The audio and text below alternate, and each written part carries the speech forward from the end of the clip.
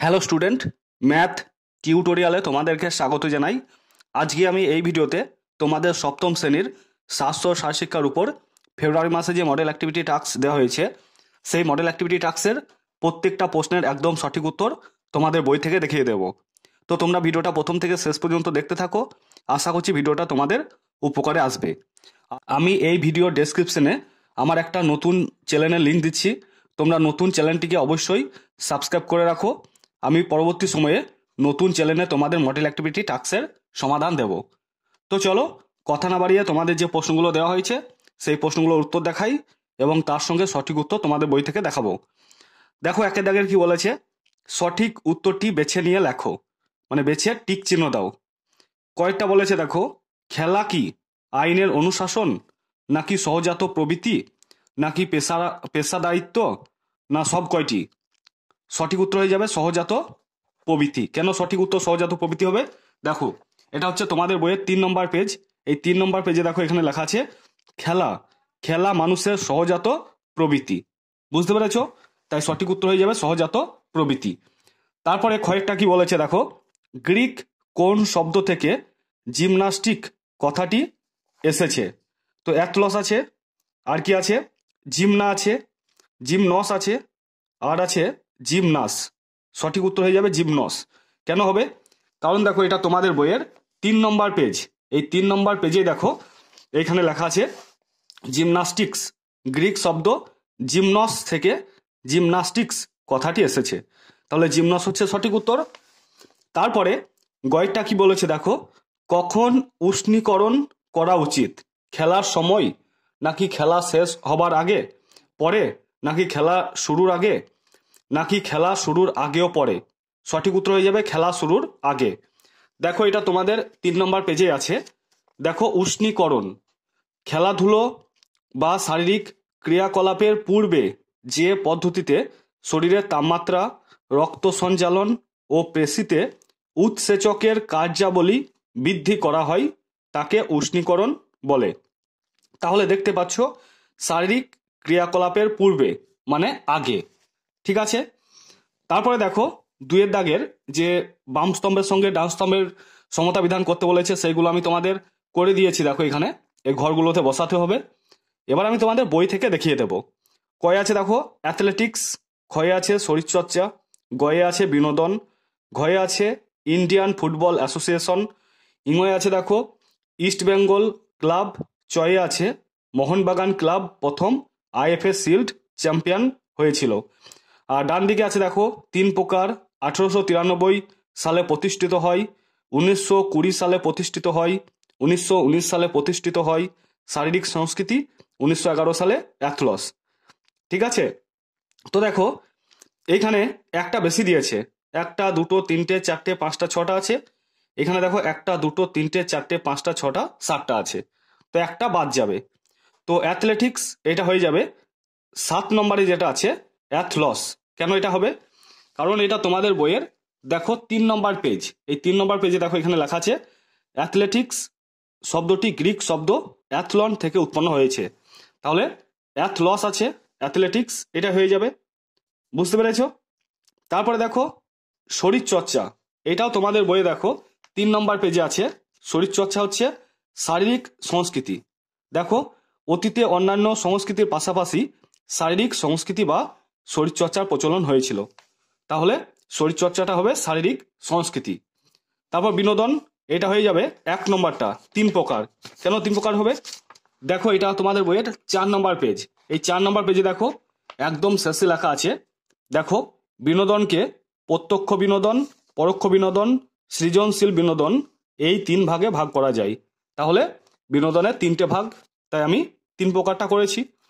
তারপর দেখো Indian football association, এটা হচ্ছে 2 নম্বরটা, মানে 1893 সালে প্রতিষ্ঠিত হয়। দেখো এটা তোমাদের বইয়ের 4 নম্বর পেজ। এইখানে লেখা আছে দেখো 1893 সালে গড়ে ওঠে ফুটবলের নিয়ামক সংস্থা ইন্ডিয়ান ফুটবল অ্যাসোসিয়েশন। ঠিক আছে। তারপরে দেখো ইস্ট বেঙ্গল ক্লাব, এটা প্রতিষ্ঠিত হয়েছিল কবে? না দেখো 3 নম্বরটা, মানে 1920 সালে। দেখো এটা 5 নম্বর পেজ। এই 5 নম্বর পেজে দেখো এখানে লেখা আছে 1920 সালে রায় বাহাদুর তড়িৎভূষণ রায়ের বাড়িতে এক সভায় ইস্ট বেঙ্গল ক্লাব প্রতিষ্ঠিত হলো? তাহলে 1920 হচ্ছে ইস্ট বেঙ্গল ক্লাব। তারপরে দেখো মোহনবাগান ক্লাব প্রথম আইএফএ শিল্ড চ্যাম্পিয়ন, এটা হয়ে যাবে 1911। দেখো এই 4 নম্বর পেজে আছে এইখানে 1911 সালেই প্রথম আইএফএ শিল্ড জয় মোহনবাগান ক্লাবের সেবার হয়েছে অভ্যুদয়। ঠিক আছে, তাহলে 1911 হয়ে যাবে। তো আমি প্রত্যেকটা ম্যাচ তোমাদের করে দিলাম। তাহলে একটা এক্সট্রা পড়ে থাকছে কোনটা বলো তো? এই পড়ে থাকছে তোমাদের 1919 সালটা। ঠিক আছে, এবার আমি তোমাদের দেখাবো 3 দাগের গুলো। কি বলেছে দেখো, শব্দ ঝুড়ি থেকে সঠিক উত্তরটি বেছে শূন্যস্থানটি পূরণ করো। 6টা দেওয়া আছে, তো এখানে শব্দ ঝুড়িগুলো দেওয়া আছে লাল হলুদ, এখানে এমসিসি দেওয়া আছে, এখানে হবে এনসিসি, এনসিসি হবে। ঠিক আছে, তোমরা একটু ঠিক করে নেবে এটাকে, এনসিসি। মানচিত্র, জাতীয় সংহতি, ফুটবল, অ্যাথলেটিক্স, কানামাছি। তো 3-এর কয় আছে দেখো, একটি দেশ কেবল কাগজের, এখানে মানচিত্র বসে যাবে, মানচিত্র নয় তার অবস্থান মানুষের হৃদয়ে। কেন এখানে মানচিত্র হবে, তোমাদের বইয়ের আমি পেজটা দেখাচ্ছি। দেখো এটা হচ্ছে তোমাদের বইয়ের 9 নম্বর পেজ।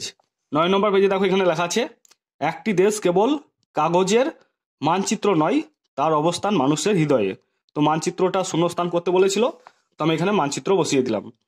কয়েকটা বলেছি দেখো, জাতীয় জাগরণের এবং উন্নয়নের জন্য জাতীয় সংহতি অত্যন্ত প্রয়োজনীয় বিষয়।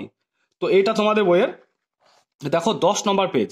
এই 10 নম্বর পেজে দেখো এইখানে লেখা আছে জাতির জাগরণের এবং উন্নয়নের জন্য জাতীয় সংহতি অত্যন্ত প্রয়োজনীয় বিষয়। তাহলে জাতীয় সংহতিটা বসে গেল। ঠিক আছে, গয়টা আমি ফাঁক রাখছি এখন, কেন ফাঁক রাখছি তোমাদের একটু পরে ব্যাখ্যা করব। ঘয়টা বলেছে দেখো, ব্যাপক অর্থে সমস্ত খেলাধুলাকেই অ্যাথলেটিক্স বলা হয়। তো কেন আমি এখানে অ্যাথলেটিক্স লিখলাম তোমাদের আমি বই থেকে দেখিয়ে দিচ্ছি। দেখো তো একইভাবে এটা দেখাচ্ছি, দেখো 3 নম্বর পেজ। 3 নম্বর পেজে কিন্তু তোমাদের অনেক প্রশ্নগুলো দেওয়া আছে এইবার। তো দেখো এখানে লেখা আছে ব্যাপক অর্থে সমস্ত খেলাধুলাকেই অ্যাথলেটিক্স বলা হয়। তাহলে অ্যাথলেটিক্স বসিয়ে দিলাম। তারপরে দেখো ইংরেজিটা কি বলেছে, একতা ও অনুশাসন এনসিসির মূল মন্ত্র। ঠিক আছে, তো এখানে তোমরা এমসিসি লিখবে না, এনসিসি। দেখাচ্ছি তোমাদের বইটা, দেখো দেখলে বুঝতে পারবে তোমরা। এটা হচ্ছে তোমাদের বইয়ের 6 নম্বর পেজ। দেখো 6 নম্বর পেজ, এইখানে লেখা আছে দেখো একতা ও অনুশাসন এনসিসির মূল মন্ত্র। তাহলে এনসিসি আমরা বসিয়ে দিলাম। তারপরে দেখো চয়েকটা কি বলেছে, ইস্ট বেঙ্গল ক্লাবের জার্সির রং হলো লাল হলুদ।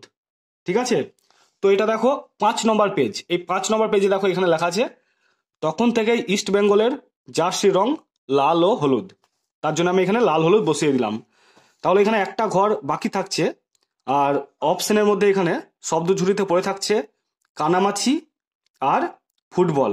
ঠিক আছে, তো এখানে আমি ফুটবল একটি খেলার উদাহরণ লিখব, কানামাছি একটা খেলা হচ্ছে, তবু আমি এটাকে ফুটবলটাকেই প্রিফার করব। ঠিক আছে, ফুটবল। তোমরা যদি বইয়ের মধ্যে কানামাছিটা খুঁজে পাও যে কানামাছি একটি খেলার উদাহরণ, তো আমাকে অবশ্যই কমেন্টে জানাবে। আমি কিন্তু এটা পাইনি। আমি কেন এখানে ফুটবল লিখলাম, কারণ তোমাদের এই অধ্যায়ে ফুটবল সম্পর্কে আলোচনা আছে, আর ফুটবল তো একটা খেলারই উদাহরণ, তাই আমি ফুটবল একটি খেলার উদাহরণ করলাম। ঠিক আছে, এবার আমি তোমাদের 4-এর দাগে একটা দেখাবো, রচনাধর্মী প্রশ্নের উত্তর। এর জন্য 4 নম্বর আছে, একটু বড় করে তোমাদের লিখতে হবে। কি বলেছে দেখো, জাতীয় সংহতি রক্ষায় শারীরশিক্ষার ভূমিকা বর্ণনা করো। তো চলো তোমাদের বই থেকে আমি দেখিয়ে দিচ্ছি। দেখো এটা তোমাদের বইয়ের 11 নম্বর পেজ। 11 নম্বর পেজে দেখো এখানে লেখা আছে জাতীয় সংহতি রক্ষায় শারীরশিক্ষার ভূমিকা। তো তোমরা অবশ্যই 1 নম্বর পয়েন্ট দিয়ে এটুকু পুরোটা লিখবে, তারপর 2 নম্বর পয়েন্টটা পুরোটা লিখবে, আর তোমরা এই 4 নম্বর পয়েন্টটা 3 নম্বর দিয়ে পুরোটা লিখে দেবে। ঠিক আছে, দেখো 1 নম্বর দিয়ে প্রথমেই যেভাবে পয়েন্ট করা আছে এভাবে লিখবে, দলগত খেলায় ধর্মীয় সমন্বয়ের মাধ্যমে জাতীয় সংহতি বৃদ্ধি। যে কোনো দলগত খেলায় দল গঠনের সময় খেলোয়াড়দের গুণগত মান দেখে বাছাই করা হয়। তাই একটি দলের মধ্যে হিন্দু, মুসলমান, শিখ, খ্রিস্টান, বৌদ্ধ সমস্ত ধর্মের খেলোয়াড়ই থাকে। খেলার মাঠে সমস্ত খেলোয়াড় তাদের ধর্মীয় বিভেদ ভুলে একসঙ্গে কাঁধে কাঁধ মিলিয়ে একটি মাত্র লক্ষ্য পূরণে বর্তি হয়। তাই খেলাধুলার মাঠ হলো সর্বধর্ম সমন্বয়ের একটি ক্ষেত্র। এই সর্বধর্ম সমন্বয়ের ফলে জাতীয় সংহতি সুদৃঢ় হয়। তো একটা পয়েন্ট লিখলে, তারপর 2 নম্বর দিয়ে লিখবে দলগত খেলা বর্ণভেদ প্রথাকে অবলুপ্ত করে। একটি দলে বিভিন্ন জাতির খেলোয়াড় থাকে। মাঠে খেলার সময় কে উচ্চ বর্ণের, কে নিম্ন বর্ণের, কে ব্রাহ্মণ, কে শূদ্র তা দেখা হয় না। সকল বর্ণের মানুষ একে অপরকে সহযোগিতা করে নির্দিষ্ট লক্ষ্যে এগিয়ে যায়। এর ফলে সমাজের মধ্যে বর্ণভেদ অবলুপ্ত হয়। খেলার মাঠই আমাদের সকল বর্ণের মানুষকে একটি পরিচয় মানুষ হিসেবে জানতে শেখায়, যা জাতীয় সংহতিকে আরও দৃঢ় করে। তো দুটো লিখলে, তারপর তোমরা এই শেষেরটা লিখে দেবে, তাহলেই হবে। বিভিন্ন শিবিরের মাধ্যমে সংহতি স্থাপন। খেলাধুলায় দক্ষতা বৃদ্ধির উদ্দেশ্যে বিভিন্ন আবাসিক শিবির করা হয়ে থাকে। এই শিবিরে বিভিন্ন ধর্মের, বিভিন্ন বর্ণের, বিভিন্ন জাতির খেলোয়াড়দের একসঙ্গে একই ছাদের তলায় একই রকম পরিবেশে একই কাজকর্মের মধ্যে থাকতে হয়। এর ফলে একসঙ্গে থাকা, একসঙ্গে কাজ করা, খাওয়া, ঘুমানোর অভ্যাস তৈরি হয়, যা জাতীয় সংহতিকে আরও মজবুত করে। এই শিবিরের মাধ্যমে নিজেদের মধ্যে ভাবের আদান প্রদান হয়, সাংস্কৃতিক বিনিময় ঘটে। এর ফলে জাতীয় সংহতি আরও দৃঢ় হয়। তো তোমরা এই 3টে পয়েন্ট লিখে দেবে। ঠিক আছে? তো বন্ধুরা, আশা করছি তোমাদের ভিডিওটা ভালো লেগেছে। আর ভিডিওটা ভালো লেগে থাকলে অবশ্যই ভিডিওটাকে লাইক করো। আর চ্যানেলটাতে নতুন এসে থাকলে চ্যানেলটা অবশ্যই সাবস্ক্রাইব করে দিয়ে পাশে থাকা অল যে বেল আইকনটি আছে সেটাকে ক্লিক করে রেখো। আর আমি যে নতুন চ্যানেলটার কথা বললাম, তোমরা অবশ্যই নতুন চ্যানেলটাকে সাবস্ক্রাইব করে রেখে দাও। আমি পরবর্তী সময়ে তোমাদের নতুন নতুন টপিক এই নতুন চ্যানেলে নিয়ে আসবো। ওকে, থ্যাংক ইউ।